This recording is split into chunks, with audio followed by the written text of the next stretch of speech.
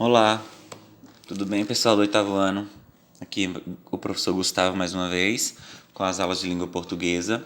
E hoje nós vamos revisar um pouco sobre o que já foi estudado nas aulas anteriores, sobre as vozes verbais, e falar um pouco sobre outros conteúdos, que são a homonímia e a polissemia. Nós vamos iniciar falando um pouco sobre as vozes verbais. Então, nas duas aulas anteriores, nós falamos sobre as vozes verbais. O que são vozes verbais? É a relação do verbo com o sujeito apresentado na frase.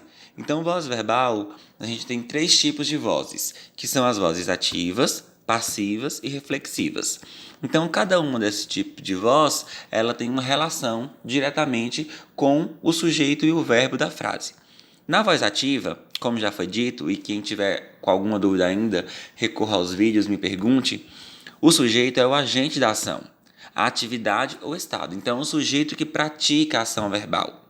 Então, nós temos alguns exemplos. A vida ensina muitas lições. Então, aí eu tenho o quê? O sujeito, que é a vida, praticando uma ação que é de ensinar muitas lições. Eu estou feliz. O sujeito que é eu está praticando uma ação, melhor, não é nem praticando, né? Está com estado, que o verbo é de estado ali, estou, do verbo estar, feliz. Corri durante todo o verão. Quem corri? Eu. O verbo ele está oculto, porém eu sei dizer quem foi, porque corri, a desinência do verbo diz que foi eu. Primeira pessoa do singular, que corri durante todo o verão. Então é o sujeito, eu, que está oculto aí, praticando a ação de correr todo o verão. Então, essa voz ativa ela é bem simples, é o sujeito que pratica a ação verbal. Geralmente, aí nós temos qual a composição? Sujeito, verbo, e depois eu tenho um objeto direto, né? Porque quem ensina alguma coisa. Muitas lições. Como não tem preposição entre o verbo ensinar e muitas lições que é o objeto direto, então eu tenho um objeto direto e não ao contrário, indireto se tivesse preposição. A voz passiva ela é dividida em duas, que é quando o sujeito ele é paciente da ação verbal. O sujeito ele sofre a ação verbal. Apesar de ele estar realizando a ação, de acontecer com ele, mas é como se ele não fizesse, ele sentisse a ação do verbo sobre ele. Então, voz passiva é dividida entre voz passiva analítica, quando ela é um pouco mais extensa, quando analisa os termos, e a voz passiva sintética, ou também chamada de pronominal por conta de que utiliza a partícula si, que é chamada de partícula passivadora, por isso que o nome é voz passiva. E aí na sintética eu reduzo o tamanho da oração, sintetizo ela e aí eu tenho uma voz passiva sintética. E a voz reflexiva, que é quando o sujeito é ao mesmo tempo agente e paciente da ação verbal. É quando o sujeito ele pratica a ação e recebe a ação ao mesmo tempo. E aí nós temos uma voz passiva, uma voz reflexiva, que é chamada de voz reflexiva recíproca, que nós veremos no próximo slide. Então, olha só essa voz reflexiva. Ele cortou-se com a faca. Então, ele cortou-se quer dizer que ele fez a ação e ele recebeu a ação. Ele cortou e ele foi cortado ao mesmo tempo. A segunda frase, ela arrumava-se para o namorado. Então, ela arrumava-se para o namorado. Então, ela estava fazendo a ação e, ao mesmo tempo, ela recebeu a ação. Ela fez a ação de arrumar e ela recebeu a ação de ser arrumada por si mesma. Então, aí é o que a gente chama de voz reflexiva, quando, ao mesmo tempo, é agente e paciente da ação verbal. Aqui nós temos a transposição de vozes verbais. Eu coloquei esse slide para vocês para a gente perceber a diferença entre a voz passiva e a voz ativa. Então, atenção, o verbo deve ser transitivo, direto ou transitivo, direto e indireto para ser uma voz ativa. Então, olha só o primeiro exemplo. A lua ainda seduzia os namorados. Quem seduz, seduz algo ou alguém. E eu percebo que eu não tenho preposição. Então, o que está marcado aí, ó, os namorados, é objeto direto. A lua, ela é o sujeito praticando a ação verbal. A lua ainda seduz os namorados. Quem seduz, seduz alguém ou alguma coisa. Né? Seduz alguém ou alguma coisa. Então, nesse caso, aí como é que eu vou fazer agora para formar uma voz passiva dessa voz ativa? Eu cruzo os termos. Então, Os namorados, que era objeto, ele passa para sujeito paciente. A lua, que era sujeito, ela passa agora para o final da frase, sendo chamada de agente da passiva. Os namorados eram seduzidos pela lua. E a outra frase acontece a mesma coisa. A sociedade devolve a confiança ao povo. Quem devolve, devolve alguma coisa. Então, o verbo ele é transitivo, eu percebo. Devolve, quem devolve, devolve algo. Se eu colocasse a frase só assim, ó, a sociedade devolve. Devolve o quê? Devolve quem? A quem? Ao quê? Então, eu percebo que esse daí tem um objeto direto e indireto. Olha, a sociedade devolve a confiança ao povo. Aí o ao agora, ele é uma preposição, então eu tenho um objeto direto e indireto ao mesmo tempo na frase. Como é que eu faço essa frase virar uma voz passiva? Eu vou cruzar os termos. A confiança, que era objeto direto, passou agora para sujeito paciente, e a sociedade, que era sujeito, passou para o agente da passiva.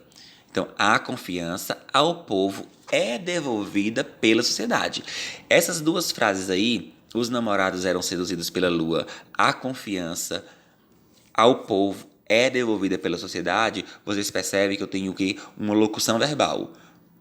Primeiro, eram seduzidos. Então, eram, verbo auxiliar, seduzidos, terminado com a, do, ido, ou no plural, eu tenho o particípio, que é assim que tem que ser. Verbo auxiliar, mais o verbo principal no particípio. Assim como ali, ó, a confiança é devolvida. O verbo é, que é do verbo ser, mais devolvida, que é um particípio. Então, toda vez que existir uma voz passiva analítica, que é o caso dessa daí, eu tenho que construir a frase desta maneira. Verbo auxiliar mais verbo principal no particípio. E aqui nós temos um resumão. Então, voz ativa é aquela que possui um sujeito praticando a ação. Quando o sujeito ele pratica a ação. Olha só o sujeito, os alunos. Os alunos farão a prova. Então, o sujeito está praticando a ação verbal. Na passiva, essa é uma passiva analítica. É aquela que possui um sujeito recebendo uma ação. A prova será feita pelos alunos. E aí eu tenho o quê? Ó? Será feita, uma locução verbal. Será, verbo auxiliar, feita, verbo principal no particípio. Voz reflexiva é aquela que possui um sujeito agente e ao mesmo tempo paciente. A criança feriu-se com a faca. Então a criança ela é agente porque ela cortou e ela é paciente porque ela sentiu o corte. Então ela ao mesmo tempo é agente e ao mesmo tempo é paciente. E a voz reflexiva recíproca, como eu disse, que é uma ramificação da reflexiva, é aquela que possui a ideia de dois ou mais elementos do sujeito, em que esses elementos praticam e recebem a ação mutuamente. Por exemplo, os amigos se abraçaram. Os amigos se abraçam. Quando eu falo que os amigos se abraçaram, olha, um abraçou e ao mesmo tempo foi abraçado. Então, eu abracei e eu senti o abraço. Então, é algo que é recíproco. Recíproco é o quê? Que vem de mim e de você. Ao mesmo tempo eu faço, ao mesmo tempo eu recebo com alguém. Certo? Então, ali é um resumo das vozes verbais. E agora vamos ver um pouco sobre o que a gente chama de homonímia. A homonímia, que está lá no livro de gramática de vocês, que é um conteúdo, é muito simples de ser entendido. Então, o que é homonímia? O que é homônimo? O que são palavras homônimas? Qualidade do que é homônimo. E o que é homônimo? Semelhante ou igual. Então, é a semelhança ou é a igualdade de palavras com diferentes significados. É quando uma palavra ela é igual na grafia ou quando ela é igual na pronúncia, mas o significado é diferente. Então, por exemplo, a palavra molho. A palavra molho, eu tenho algumas significações para ela. A palavra molho ela é escrita igual e ela fala igual. Se eu falo, o molho de tomate estava uma delícia, eu tenho aí uma ideia. E aí se eu falar, por exemplo, que o molho de chave está sobre a mesa, é a mesma escrita, é a mesma pronúncia, porém os significados são diferentes. Isso que é homonímia. Isso que são palavras homônimas. Então aqui, ó, homonímia, palavras de som ou grafia iguais, mas de significados diferentes. Os supermercados precisam apressar as mercadorias. Então, apressar é ver o valor. E ali eu tenho, é preciso apressar a noiva. Então, para a noiva andar ligeiro. A palavra apressar, no primeiro exemplo, ela é escrita com cedilha, de apressar, de ver o valor. E apressar no segundo exemplo, que é de pressa, de rapidez, é com SS. Então, eu percebi que a grafia, a escrita, ela é diferente, porém, a fala é igual. E os significados são mais diferentes ainda. Então, os homônimos eles podem ser de dois tipos. Homógrafos, que são grafia igual e som diferente. O começo da história já agradou os telespectadores. Eu começo a entender essa matéria. Então, começo e começo. Vocês percebem que a grafia ela é igual, o som é diferente. Então, isso é o que a gente chama de homógrafos. E os homófonos é diferente, quando o som é igual e a grafia ela é diferente. Ele não sabia pregar uma taxa no batente. Ele não sabia pregar, ele não sabia bater. É mais ou menos isso. Os clientes consideram muito alta a taxa bancária. Então, taxa no primeiro exemplo e no segundo exemplo, aí dos homófonos, eles têm o som igual e o significado são diferentes, assim também como a escrita são diferentes. Então, aí os homônimos, a gente vai dividir ele em dois tipos, homógrafos e homófonos. Grafia igual, som diferente, som igual e grafia diferente. E a polissemia. O que é a polissemia? Que apresenta um grande número de significados numa só palavra, cujo significado dependerá do contexto em que a palavra está inserida. Isso está no dicionário. Então, polissemia significa o quê? Polissemia significa... Poli significa muito e semia significa significado. Então, poli, muito, semia, significado. Então, muitos significados que uma palavra possui. Olha só esse exemplo. Adoramos cestas. O menino está dentro de uma cesta, com um sapinho. Então, cesta, o recipiente, uma cesta, um material, né? Uma cesta que a gente compra no mercado, uma cesta de papel, uma cesta de pano, de qualquer material. E no outro exemplo, adoramos cestas. E tá ali deitadinho, o sapinho, curtindo o quê? Uma cesta, na verdade, né? Uma cesta. Cestas, que significa o quê? Descanso. E adoramos cestas, no exemplo de baixo, que é o quê? Cesta de sexta-feira. Então, cada palavra tem um escrito diferente, significados iguais, mas a gente percebe o quê? Que todas elas falam iguais, escrevem diferentes, e aí nós temos exemplos de homônimos, nesses exemplos aí que foram citados, cada um com uma imagem. E a polissemia, olha um exemplo de polissemia, que a gente pode ter os significados diferentes. Então, arranquei uma pena da galinha, uma pluma. Escrevi com a pena que lhe dei, peça de material para escrever, de metal para escrever. Cumpriu a pena até o fim, a punição. Tenho pena do seu estado, de dó. Então, cada exemplo eu tenho, com a palavra pena, significados diferentes, escrita igual, grafia igual, mas o significado é diferente. Isso quer dizer polissemia.